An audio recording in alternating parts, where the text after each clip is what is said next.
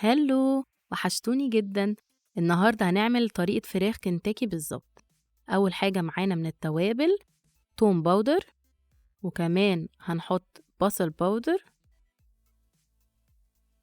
ومعانا كركم، ده هيدّي لون حلو أوي للفراخ، ومعانا كمان جنزبيل بس ما نكترش منه، وملح،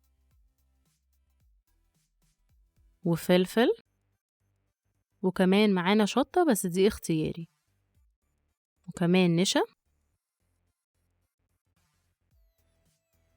وكمان معانا لبن،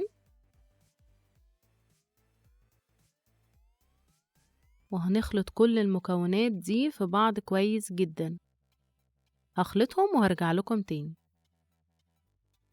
دلوقتي بقى بعد ما خلطناهم كويس أوي، هنحطهم في التلاجة لمدة ساعتين، وزي ما قُلت لكم معانا الشطة اختياري، وكمان لو حابين تحطوها قبلها بيوم هتبقى حلوة أوي وهتشرب من التتبيلة كويس جدًا. دلوقتي بقى هاخدها وأحطها في التلاجة على طول.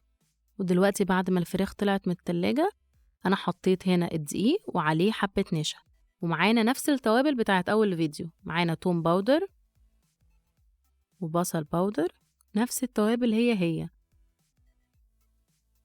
ومعانا كمان كركم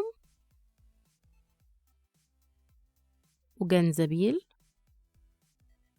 والشطة اختياري زي ما اتفقنا. نقلب بقى كل المكونات دي في بعض كويس قوي، وعليهم ملح وفلفل.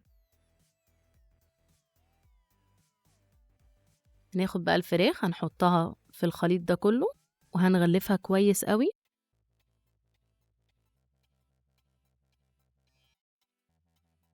في بقى تركاية حلوة قوي أنا بعملها، بعد ما بحطها في الدقيق أخدها تاني أحطها في الصوص بتاع التوابل اللي كانت فيه. بصوا زي ما انتوا شايفين كده، نحطها فيها ونعمل ايه بقى، هنرجع تاني للدقيق. أهم حاجة نغلفها كويس قوي، ونفضل ننفض فيها كويس قوي عشان يطلع شكلها مقرمش وجميل.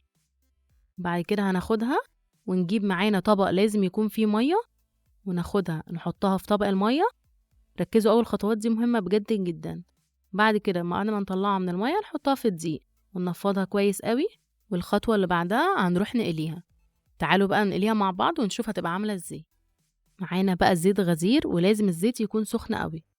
نزل بقى فيه الفراخ، وبعد كده هنوطي النار شوية علشان تستوي طبعا معانا. يلا بقى عشان ما اطولش عليكم انا هكمل بقية الكمية وهرجع اوريها لكم. بصوا بقى طلعت مقرمشة وجميلة جدا جدا، بجد كانت تحفة قوي. تعالوا بقى نشوفها من جوه عاملة ازاي. بصوا الجمال، ولا بقى نية ولا فيها دم ولا اي حاجة من الحاجات دي. اتمنى تعجبكم وتجربوها وتبعتولي تقولي رأيكم ايه.